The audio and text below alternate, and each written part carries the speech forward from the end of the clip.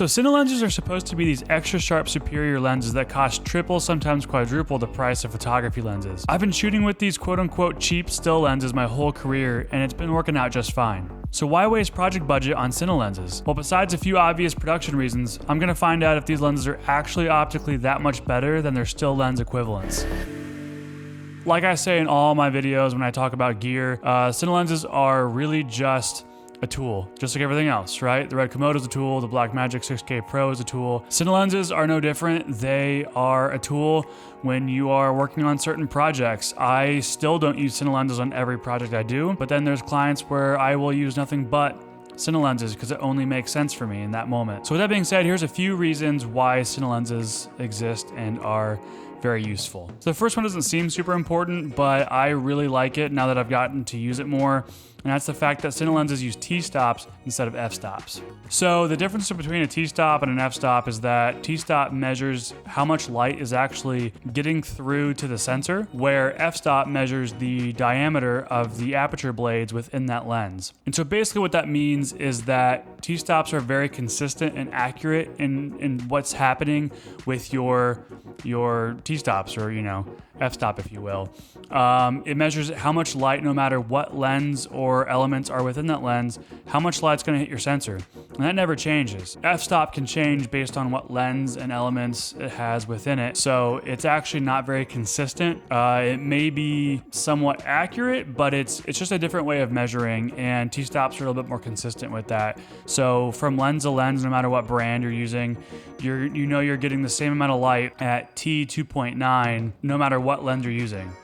But when you use f-stop, f2.9 could mean different things based on what lens you're using. So that's why that's important, and it just really keeps that really high level of excellence and accuracy and consistency within your shots, which is important when you get onto bigger sets and higher budgets and working on bigger projects. The second reason is that you can focus pull wirelessly with Cine lenses. Now you can do this with still lenses as well, by using different teeth adapters that you can wrap around the focus rings and whatnot. But Cine lenses come stock with those gearings on the lens, on the focus pull and the T-stops and zoom and whatever else you need on there.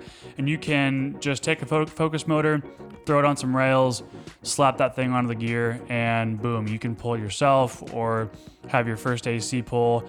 And it comes in handy. And if you're doing bigger sets and you have a budget for Cine lenses, especially really nice ones, you probably have a first AC and a focus puller. So it's gonna come in handy. And on top of that, the focus ring on the lens does a full 360-degree focus pull, which actually allows for smoother pulling when you have a focus puller.